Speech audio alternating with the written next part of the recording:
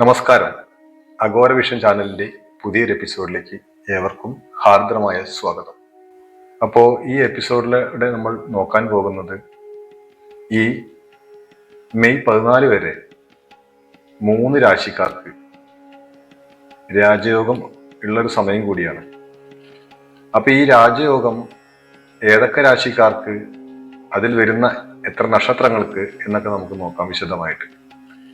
കാരണം നമ്മൾ രാജയോഗം അല്ലെങ്കിൽ ഒരു ഗജകേശ്വരി യോഗം എന്നൊക്കെ പറയുമ്പോൾ പലരുടെയും ജാതകത്തിൽ കേശരി യോഗം, ഗജകേശ്വരി യോഗം, ഭദ്രയോഗം, അങ്ങനെ കുറെ യോഗങ്ങളുണ്ട്. അപ്പൊ ഇതൊക്കെ പലരുടെയും ജാതകത്തിൽ ഉണ്ടായിരിക്കും. അപ്പോൾ കേശരി യോഗം ഉണ്ടെങ്കിൽ ഒരുവിധം മോശമായ യോഗങ്ങളെയൊക്കെ തച്ചുടച്ച് മുന്നോട്ട് പോകുന്ന ഒരു യോഗമാണ് ഗജകേശ്വരി യോഗം. കാരണം അതിന്റെ അർത്ഥം നമ്മൾ എത്ര ദോഷമായ യോഗങ്ങളും നമ്മുടെ ജാതകത്തിൽ ഉണ്ടെങ്കിൽ പോലും ഗജകേശ്വരി യോഗം ഒന്നുണ്ടെങ്കിൽ ഈ യോഗങ്ങളൊക്കെ നിഷ്പ്രഭമായി പോകും. കാരണം അതിന്റെ ദോഷങ്ങളൊന്നും നമുക്ക് അനുഭവത്തിൽ വരില്ല എന്നർത്ഥം. അത്രയ്ക്കും പവറാണ് ഗജകേശ്വരി യോഗം. ഇവിടെ രാജയോഗം എന്ന് പറഞ്ഞത് നമ്മൾ ഈ രാശിയിൽ പൊതുഫലത്തിലൂടെ പറയുകയാണ്. അപ്പൊ നമ്മൾ കമന്റിലൊക്കെ ഇടും എനിക്ക് കിട്ടിയില്ല എന്ന് പറയും. എല്ലാവർക്കും ഒരേപോലെ രാജയോഗം ഭവിക്കണമെന്നൊന്നുമില്ല. കാരണം നിങ്ങളുടെയും എന്റെയും മറ്റൊരാളുടെയും ഗ്രഹനില വ്യത്യാസം ഉണ്ടാവും. നമ്മൾ ജനിക്കുന്ന സമയം വ്യത്യാസം ഉണ്ടാവും. നമ്മൾ ജനിക്കുന്ന സമയത്ത് ഗ്രഹങ്ങൾ ഏതൊക്കെ രാശിയിൽ നിൽക്കുന്നു, അല്ലെങ്കിൽ ഏതൊക്കെ ഭാവങ്ങളിൽ നിലകൊള്ളുന്നു, അതിനനുസരിച്ചായിരിക്കും നമ്മുടെ ജീവിതത്തിലെ അനുഭവങ്ങൾ ഉണ്ടാവുക.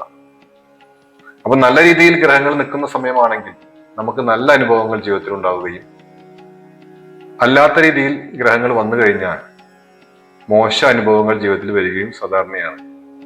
അപ്പൊ നമ്മൾ ആദ്യം ചിന്തിക്കേണ്ട ഒരു കാര്യം എന്താ വെച്ചാൽ, നമ്മൾക്ക് അങ്ങനെ ഒരു ഫലം കിട്ടുന്നില്ല.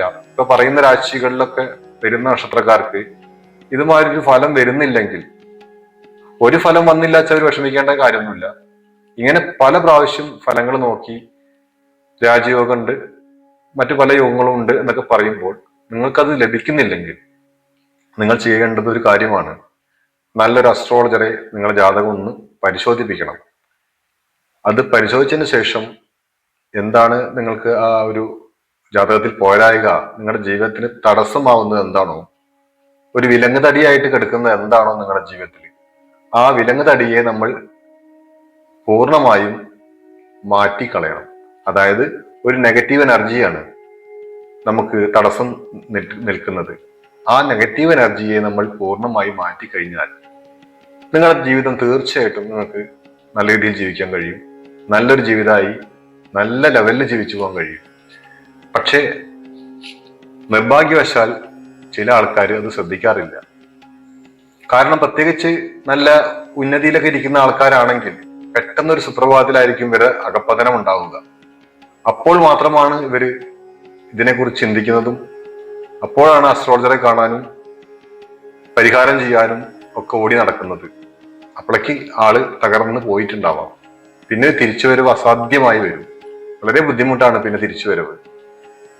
അപ്പോ അത്തരം സാഹചര്യങ്ങൾ നമ്മൾ ആ ജാതകത്തിലൂടെ പരിശോധിച്ച്, ഇങ്ങനെ ഒരു സാഹചര്യം എനിക്ക് വരാനുണ്ട് എങ്കിൽ അത് മുൻകൂട്ടി നമ്മൾ കണ്ടെത്താനാണ് നമുക്ക് ജാതകം ഉള്ളത്, അല്ലെങ്കിൽ ഡേറ്റ് ഓഫ് ബർത്ത്. ഇത് വെച്ച് നോക്കിക്കഴിഞ്ഞാൽ നമുക്ക് ഇത്തരം കാര്യങ്ങൾ വരാൻ പോകുന്നത് മുൻകൂട്ടി തന്നെ കണ്ടെത്താൻ കഴിയും. അപ്പോൾ തക്കതായ പരിഹാരങ്ങൾ ചെയ്തു കഴിഞ്ഞാൽ ഇതിന്റെ ദോഷഫലങ്ങൾ കുറഞ്ഞ് നമ്മുടെ ദോഷ അനുഭവങ്ങൾ ജീവിതത്തിൽ നിന്ന് അപ്പാടെ മാറ്റിയെടുക്കാൻ കഴിയും. അപ്പൊ ഈ അകപ്പതനൊന്നും ഉണ്ടാവാതെ പോകും എന്നുള്ളതാണ്. മറ്റൊരു കേസിൽ എന്താ വെച്ചാൽ ജാതകം നന്നായിരിക്കും, പക്ഷെ അവരുടെ ജീവിതത്തിൽ അവർക്ക് പുരോഗതി ഒന്നും ഉണ്ടാവില്ല. അപ്പോൾ നമ്മൾ ശ്രദ്ധിക്കേണ്ടത് എന്താണ്, നമ്മുടെ ജാതകത്തിൽ പ്രശ്നങ്ങളൊന്നും ഇല്ലെങ്കിൽ നമ്മളൊരു അസ്ട്രോളജറെ കണ്ട് പ്രശ്നം വെച്ച് നോക്കുകയാണ് ചെയ്യേണ്ടത്. പ്രശ്നം വെച്ച് നോക്കിയാൽ ഇപ്പോൾ നടക്കുന്ന നിങ്ങളുടെ ജീവിതത്തിലെ ഉടനീള പ്രശ്നങ്ങളെ ആ ഒരു പ്രശ്നത്തിലൂടെ കണ്ടെത്താൻ കഴിയും. അതിൽ പല തരത്തിലുള്ള ദോഷങ്ങൾ ഉണ്ടായിരിക്കാം. കണ്ണീർ ദോഷങ്ങൾ ഉണ്ടായിരിക്കാം, നാവേർ ദോഷങ്ങൾ ഉണ്ടായിരിക്കാം, പരദേവത ദോഷങ്ങൾ ഉണ്ടായിരിക്കാം, പിതൃദോഷം ഉണ്ടായിരിക്കാം, സർപ്പശാപങ്ങൾ ഉണ്ടായിരിക്കാം, സ്ത്രീശാപം ഉണ്ടായിരിക്കാം. അങ്ങനെ പലതരത്തിലുള്ള ദോഷങ്ങൾ നമുക്ക് ഉണ്ടായിരിക്കാം. ശത്രുദോഷം ഉണ്ടായിരിക്കാം. ഇത്തരം ദോഷങ്ങൾ ഉണ്ടെങ്കിൽ അതിനെ കണ്ടെത്തി അതിന് തക്കതായ പരിഹാരം ചെയ്തു കഴിഞ്ഞാൽ ഈ ഒരു പ്രശ്നങ്ങൾ തീർന്നു കിട്ടുന്നതാണ് തീർച്ചയായിട്ടും. ഈ സാഹചര്യത്തിൽ സൂര്യനും ശനിയും ദ്വിദ്വാദശ രാജയോഗത്തിൽ വന്നിരിക്കുകയാണ്. ഈ അപൂർവ രാജയോഗം മെയ് 15 വരെ ഈ 3 രാശിക്കാർക്ക് തീർച്ചയായിട്ടും നല്ല ഗുണഫലങ്ങളെ നൽകുന്നതായിരിക്കും. ഈ ഏപ്രിൽ 14 സൂര്യൻ അതിന്റെ ഉയർന്ന രാശിയായ മേടത്തിലേക്ക് സംക്രമിച്ചിരിക്കുന്നു. ഈ സംക്രമണത്തിന് ശേഷം സൂര്യനും ശനിയും പരസ്പരം 30 ഡിഗ്രി കോണിൽ എത്തിയിരിക്കുന്നു. മിഥുനം രാശിക്കാർക്കാണ് ഈ ഫലം ലഭിക്കുക. മിഥുനം രാശിയിൽ വരുന്ന മകീരം, തിരുവാതിര, പുണർന്ന നക്ഷത്രക്കാർക്കാണ് ഈ ഫലങ്ങൾ കൂടുതലായി ലഭിക്കുക. നമ്മൾ അടഞ്ഞു കിടക്കുന്ന വാതിൽ മുട്ടിയാൽ തുറക്കുന്നില്ല എങ്കിൽ ഈ സമയത്ത് തീർച്ചയായിട്ടും മുട്ടിക്കോളൂ, തുറക്കപ്പെടും. നിക്ഷേപകർക്കും ഇത് നല്ലൊരു സമയമാണ്. വരുമാന മാർഗം കൂട്ടാനുള്ള എല്ലാ വഴികളും തുറന്നു തരുന്ന ഒരു സമയം കൂടിയാണ് ഈ സംഗമത്തിന് ശേഷം ഉണ്ടാകാൻ പോകുന്നത്. ബിസിനസ്സിൽ ലാഭത്തിനും നിക്ഷേപത്തിനും ഉയർന്ന സാഹചര്യമുള്ള ഒരു സമയം കൂടിയാണ് ഈ കാലഘട്ടം. വിദ്യാർത്ഥികൾക്ക് പഠിക്കാനൊക്കെ ഉന്മേഷവും ഉഷാറും ഉണ്ടാവുന്ന കാലഘട്ടം കൂടിയാണ്. കുടുംബ ബന്ധത്തിന് നല്ല ഐക്യം ലഭിക്കുന്ന സമയം കൂടിയാണ് ഈ ഒരു സമയം. മാത്രമല്ല, വിവാഹം മുടങ്ങി കിടക്കുന്നവർക്കൊക്കെ ആ വിവാഹം പുനഃസ്ഥാപിക്കാനുള്ള സമയം കൂടിയാണ്. വർഷങ്ങളോളം പ്രേമിച്ച് നടന്ന് വിവാഹത്തിലെത്താതെ ഇരിക്കുന്നവർക്കൊക്കെ ഈ സമയം വിവാഹത്തിന് സാധ്യതയുള്ള ഒരു മംഗല്യഭാഗ്യത്തിനുള്ള സമയം കൂടിയാണ് ഈ ഒരു രാശിക്കാരെ സംബന്ധിച്ച് പറയാനുള്ളത്. ജീവിതത്തിൽ പുതിയ സന്തോഷം വരും. എല്ലാ മേഖലയിലും വൻ വിജയ സാധ്യതയുണ്ട്. ആത്മവിശ്വാസം വർദ്ധിക്കും, ആരോഗ്യം മെച്ചപ്പെടും. ആയിട്ട് കർക്കിടകം രാശിക്കാർക്കാണ് ഈ ഗുണഫലങ്ങൾ ലഭിക്കാൻ പോകുന്നത്.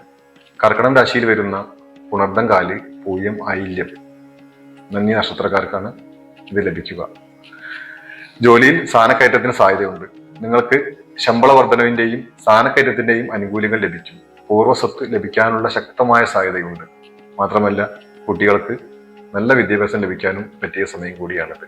വീട്ടമ്മമാർക്ക് വീട്ടില് നല്ല ഐക്യം ഉണ്ടാവാനും മൊത്തത്തിലുള്ള കുടുംബ ഐക്യത്തിനൊക്കെ ഒരു നല്ല കാലഘട്ടം കൂടിയാണ് ഈ ഒരു സമയം. അതുമാത്രമല്ല, വിദേശത്ത് ജോലി ചെയ്യുന്നവർക്കും വളരെ നല്ലൊരു അനുഭവമായിരിക്കും ഈ നക്ഷത്രക്കാർക്ക് ഉണ്ടാവുക. പിന്നെ അതുപോലെ തന്നെ നിങ്ങളുടെ എല്ലാ മേഖലയിലും നല്ല അനുഭവമായിരിക്കും മൊത്തത്തിൽ ഈ കർക്കിടകം രാശിക്കാരെ സംബന്ധിച്ച് പറയാനുള്ളത്. നിങ്ങളുടെ മുടങ്ങിക്കിടക്കുന്ന എല്ലാ സംരംഭങ്ങളും പുനഃസ്ഥാപിക്കാൻ സാധിക്കും. അതുപോലെ സമൂഹത്തിൽ നിങ്ങൾക്ക് ആദരവ് ലഭിക്കാൻ സാധ്യതയുള്ള സമയം കൂടിയാണ്. എല്ലാ ജോലിയിലും വേഗതകൾ വർദ്ധിക്കും. നിങ്ങൾ കെട്ടിക്കിടക്കുന്ന ബിസിനസ്സുകളൊക്കെ വീണ്ടും പുനഃസ്ഥാപിക്കാൻ ഒരു സമയമായിരിക്കുന്നു എന്ന് വിശ്വാസത്തോടെ മുന്നോട്ട് പോകാം. കുംഭം രാശിയാണ്. കുംഭം രാശിയിൽ വരുന്ന അവിട്ടം, ചതയം, പൂരട്ടാതി നക്ഷത്രക്കാർക്കാണ് ഈ ഗുണഫലങ്ങൾ ലഭിക്കാൻ പോകുന്നത്. രാജയോഗമാണ് ഈ നക്ഷത്രക്കാരെ, ഇപ്പൊ ഈ പറഞ്ഞ 3 രാശിയിലുള്ള നക്ഷത്രക്കാർക്ക് ഈ യോഗ സമയത്ത് സർവ്വതും ചില ആൾക്കാർക്ക് വെട്ടിപ്പിടിക്കാൻ കഴിയും. ചിലർക്ക് അത് സാധിക്കണമെന്നില്ല. ഞാനിപ്പോ ഈ പറഞ്ഞ എല്ലാവർക്കും ഒരേ ഗുണഫലം ലഭിക്കണമെന്നൊന്നുമില്ല.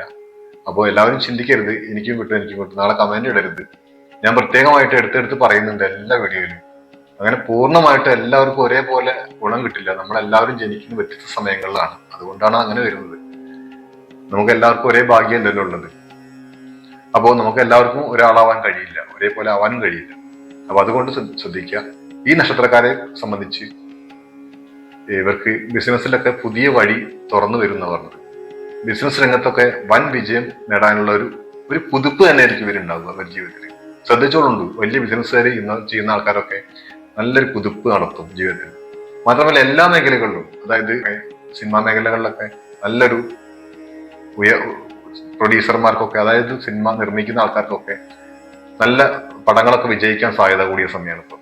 അവരെടുക്കുന്ന പടങ്ങളൊക്കെ വൻ വിജയത്തിലേക്ക് എത്താൻ സാധ്യത കൂടിയ സമയമാണ്. മാത്രമല്ല, ഏത് മേഖല ആയിക്കോട്ടെ, വാഹന മേഖല ആയിക്കോട്ടെ, പലതരത്തിലുള്ള വ്യവസായ മേഖല ആയിക്കോട്ടെ, നമ്മൾ പിന്നെ ഈ കൃഷി കച്ചവടം ചെയ്യുന്ന ആൾക്കാരായിക്കോട്ടെ, എല്ലാവർക്കും നല്ല ഒരു വിജയിക്കാൻ പറ്റിയ ഒരു സമയം കൂടിയാണ് ഈ ഒരു ഒറ്റ കാലഘട്ടം. ഈ കുറച്ച് ദിവസത്തിനുള്ളിൽ പെട്ടെന്ന് ക്ലിക്കാവുന്ന സമയമാണ്.